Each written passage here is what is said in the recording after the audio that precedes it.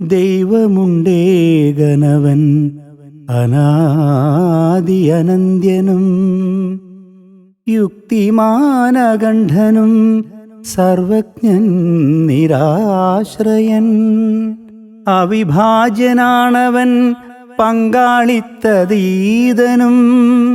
സൃഷ്ടിസമാനനല്ല സദ്ഗുണസമ്പൂർണനും. നിത്യജാഗ്രവിധാവും സർവചരാസൃഷ്ടാവും നഗ്നഗോചരനല്ല കരുണാമയനവൻ. ഇതിഹാസ ദൈവങ്ങൾ അന്യമീ പ്രപഞ്ചത്തിൽ അടയാളമില്ലല്ലോ സൃഷ്ടിയിൽ അവർക്കൊന്നും. ജീവനില്ലാതെയൊരു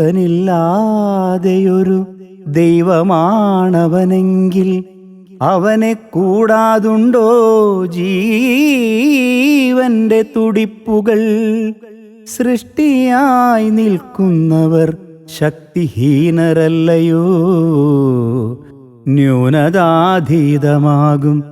ദൈവമാണൊരേ ദൈവം.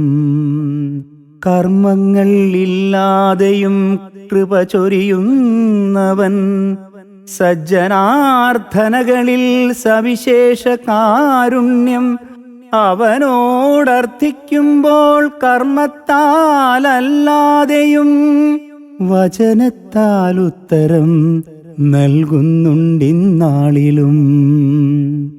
അടുത്തു നിൽക്കുമ്പോഴും അകലത്തിലുള്ളവൻ, വിദൂരസ്ഥനെങ്കിലും സമീപസ്ഥനാണവൻ. നിലനിൽക്കുന്നവനും നിലനിർത്തുന്നവനും ഏറ്റം അറിഞ്ഞുള്ളവൻ, നിതാന്തം പ്രത്യക്ഷനും. പുത്രനല്ലാത്തവനും പുത്രനില്ലാത്തവനും സ്വാശ്രയനായുള്ളവൻ, ദുർബലനാകാത്തവൻ. കണ്ണില്ലാതെ കാണുന്നു, കാതില്ലാതെ കേൾക്കയും, നിത്യശൂന്യതയിലും സൃഷ്ടികർത്താവാണവൻ.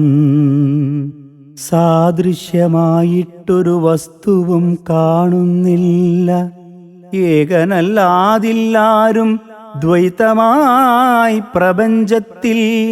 നിസ്തുലൻ നിരുപമൻ സർവസൗന്ദര്യാധിപൻ, നിർവിഘ്നം നിർഗളിക്കും ഔദാര്യവാനാണവൻ. ജ്യോതിർഗോളങ്ങളിലും സൂക്ഷ്മകണങ്ങളിലും സർവദിക്കിലും നിന്റെ തെളിയും ദൃഷ്ടാന്തങ്ങൾ. ഇരുട്ടു പരക്കുമ്പോൾ ശതസൂര്യചന്ദ്രന്മാർ ജനിച്ചു വീഴുന്നതും അവന്റെ കടാക്ഷത്താൽ.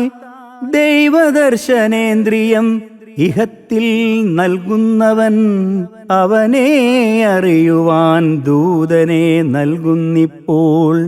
ഭാവനയിലൊന്നുമേ പൂർണ്ണനാകുന്നില്ലവൻ, ദിവ്യ വെളിപാടുകൾ മാത്രമാണേകാശ്രയം.